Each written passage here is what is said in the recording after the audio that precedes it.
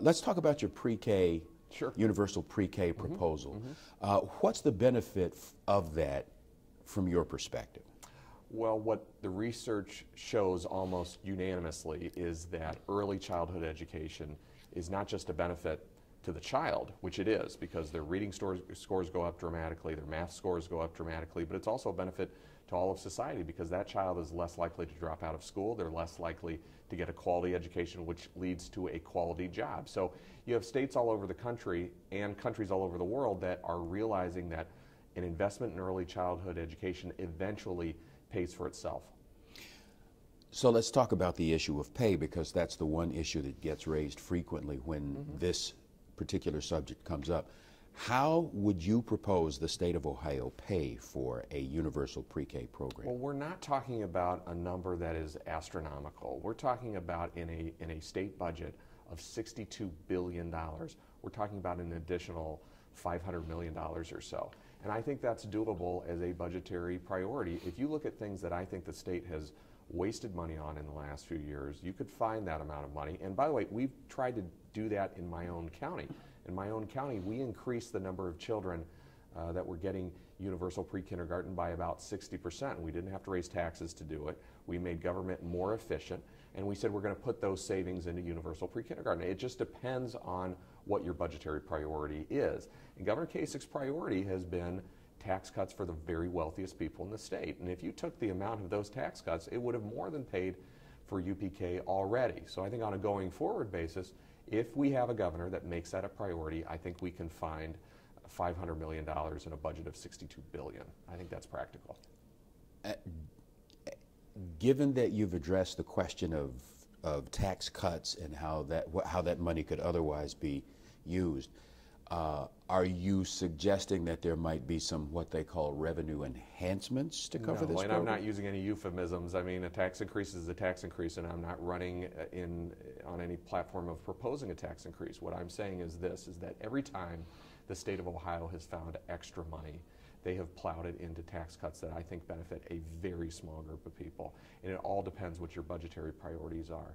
And I was asked these same questions when I ran for mayor or ran for county executive in my county, and people would say, well, can you do any programs or initiatives without raising taxes? And the answer to that is yes, if you know how to make government more efficient and if a government prioritizes its spending. And right now, I think the state's priorities are the wrong priorities, and their priorities ought to be things like local government services and also things like universal pre-kindergarten. On your website, you talk about, since we've gotten into the economic discussion, you've talked about witnessing the daily economic anxiety gripping Ohio's middle and working class families. On the other hand, your opponent, most prominent opponent, claims to have erased $8 million worth of a budget deficit, put $1 billion of budget surplus into the rainy day fund, which he says had 89 cents in it when he came into office. $3 billion in tax cuts made Ohio fifth in private sector job creation. How do you account for the divergent views about where the state of Ohio is between you and him? Sure, because one of us is in touch with average people in Ohio and one is not. I mean, one of the governor's favorite refrains about the economy in Ohio is that the economy is so great, it's so fantastic in Ohio that it's a miracle.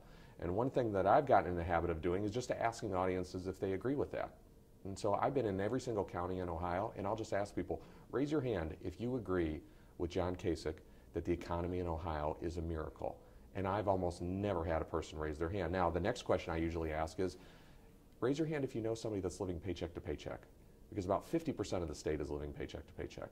Raise your hand if you know somebody that's trying to survive on minimum wage. 10% of the state, over 1 million people, are only making minimum wage.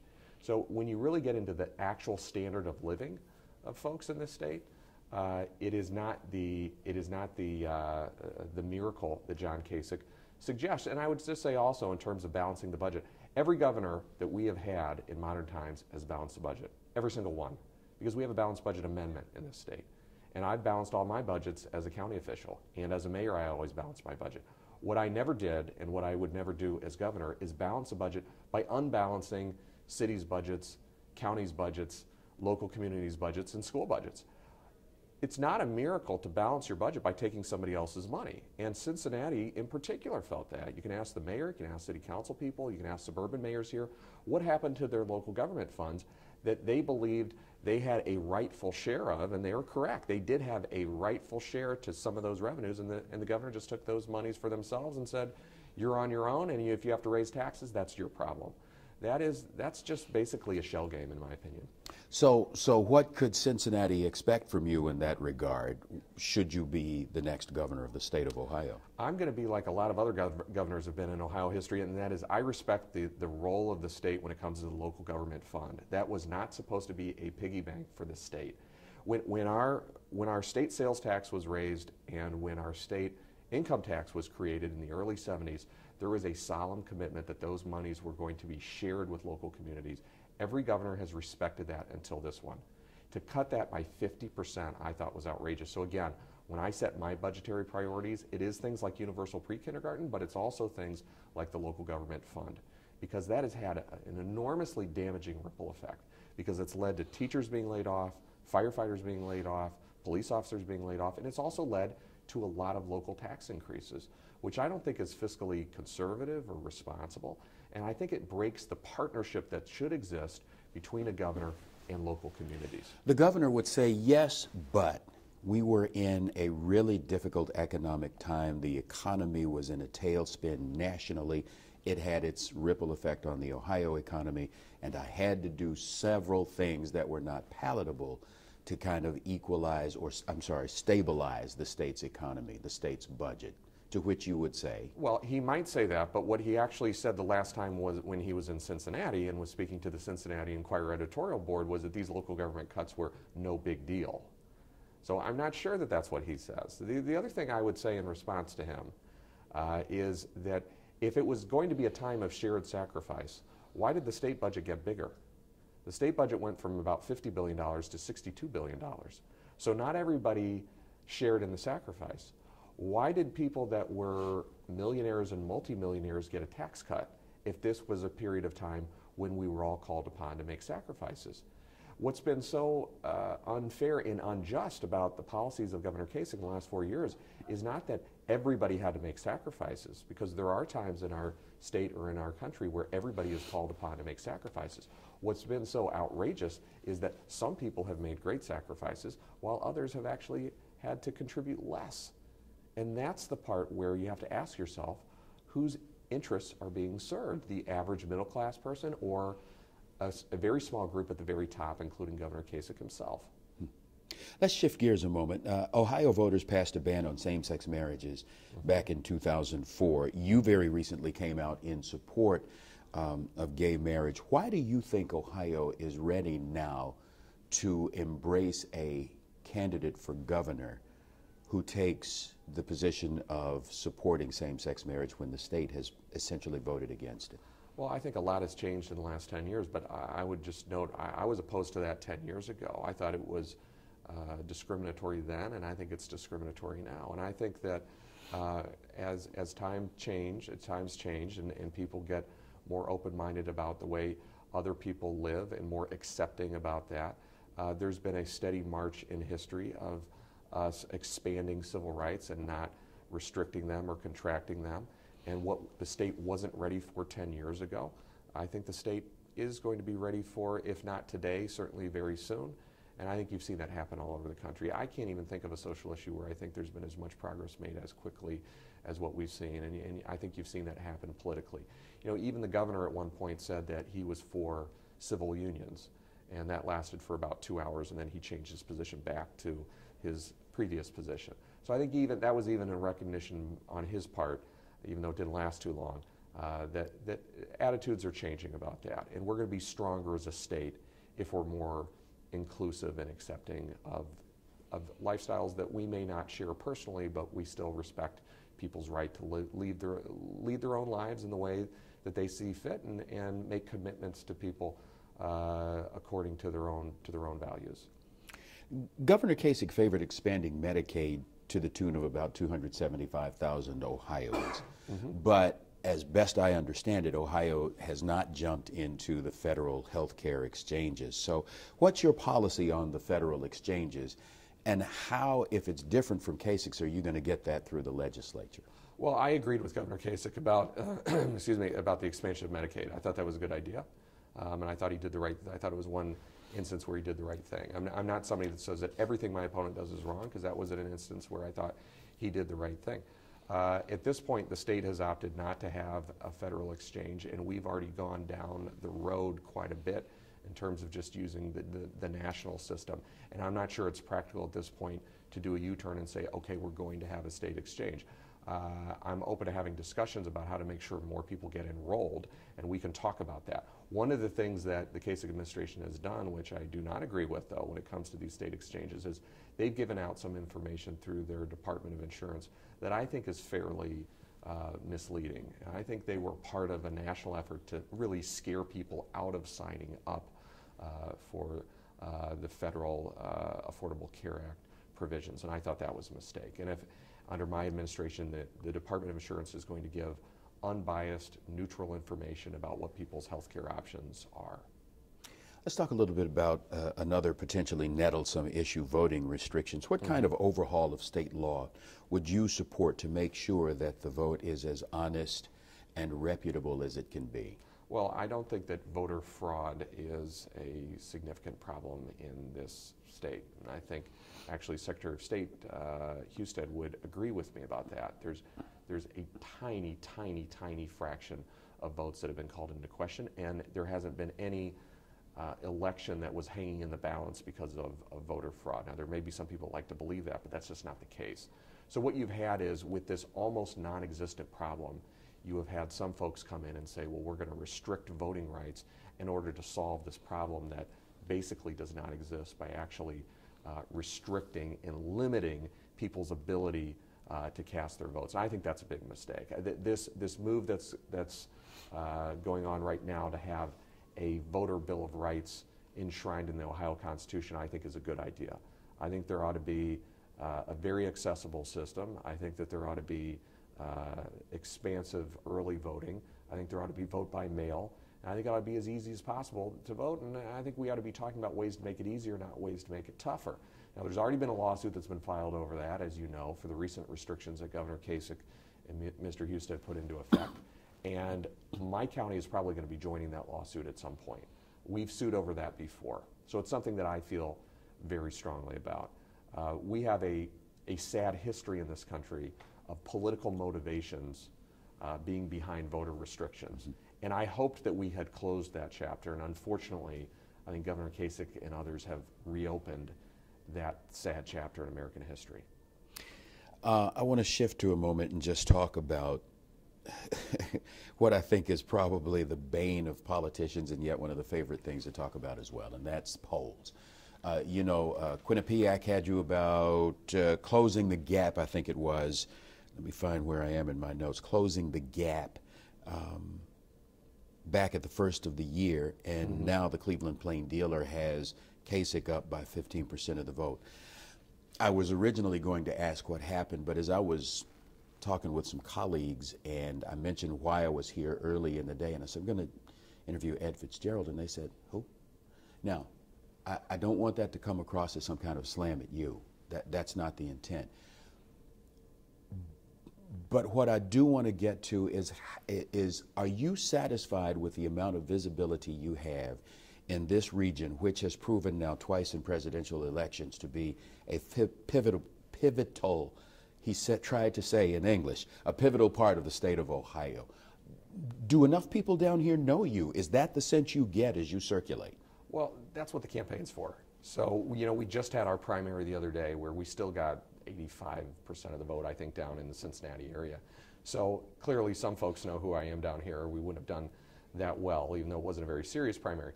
And I just say, look, these things have a timeline. And John Kasich at this point, when he was elected, was not well known by many people in Ohio either. So our numbers aren't that different. Campaigns are in an introduction, and I'm still in the process of introducing myself across the state. I would say the polls have been all over the place. Some polls, there was a poll last year where I was winning by 3 points. There was a poll recently where we were tied at 44% apiece. But name recognition is part of what it takes to win a campaign. When I started the campaign, I was known by about 10% of the state, which is basically my part of the state. Now it's up to closer to 40%. We need to be around 75% by the time election day comes. Incumbents are always better known, just like Ted Strickland was better known than John Kaisch. On the other hand, name recognition is a double-edged sword. If people know who you are and they're still not saying they're going to vote for you, you've got a problem.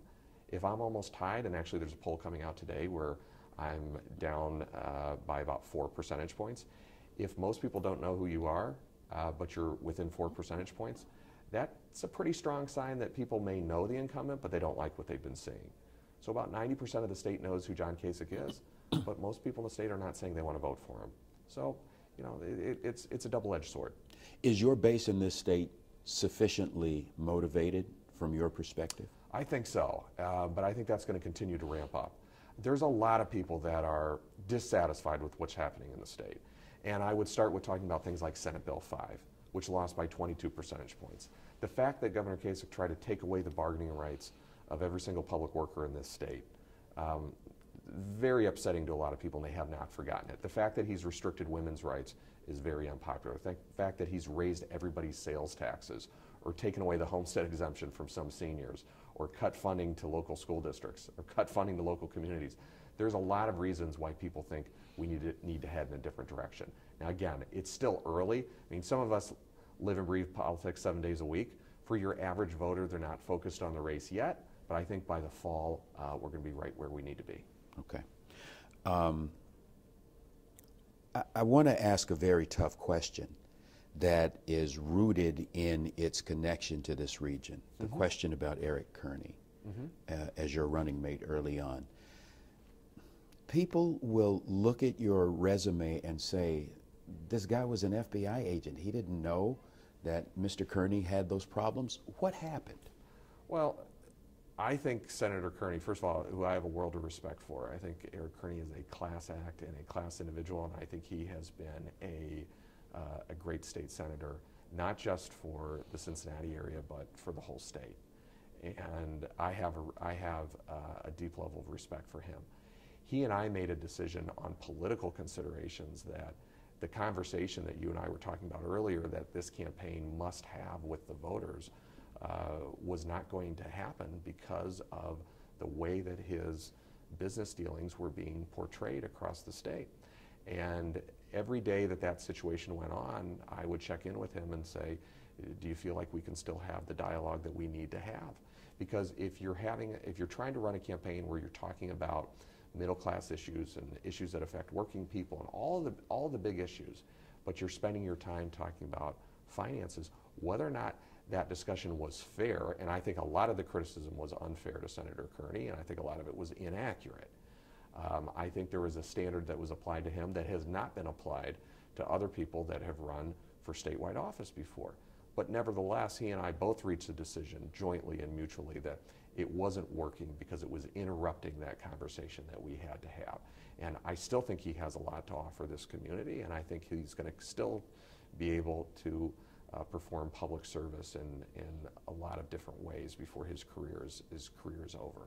Was that part of a conversation you and he had at the onset of your relationship in this campaign? Were you aware of those issues? The discussions about his tax issues had been reported in the local media here before. Sure. So it certainly wasn't a mystery that he had those things. Where I think he was treated differently than other candidates is that the vast majority of the financial issues that were discussed around Senator Kearney had to do with a business that he and his wife bought that was a troubled business that already had problems when they inherited the business. They bought a traditionally African-American publication and they were struggling to make it work. And what we hoped was that the media across the state would understand the struggles of a small business person who had taken on a struggling business in a very tough field and was trying to make it work. And that isn't the way it was perceived, and that isn't the way it was handled. Other candidates for statewide office have had business dealings, and people said, well, that's a business dealing. It doesn't have to do with their fitness to serve in office. For whatever reason, Senator Kearney wasn't treated that way. And I think there was a lot of unfairness to that. On the other hand, I give him a lot of credit because he's a very politically practical person. And he and I both said, if this is going to be such a topic of conversation, we're going to actually shortchange voters in Ohio from having the debate and discussion that we need to have versus Governor Kasich. Okay.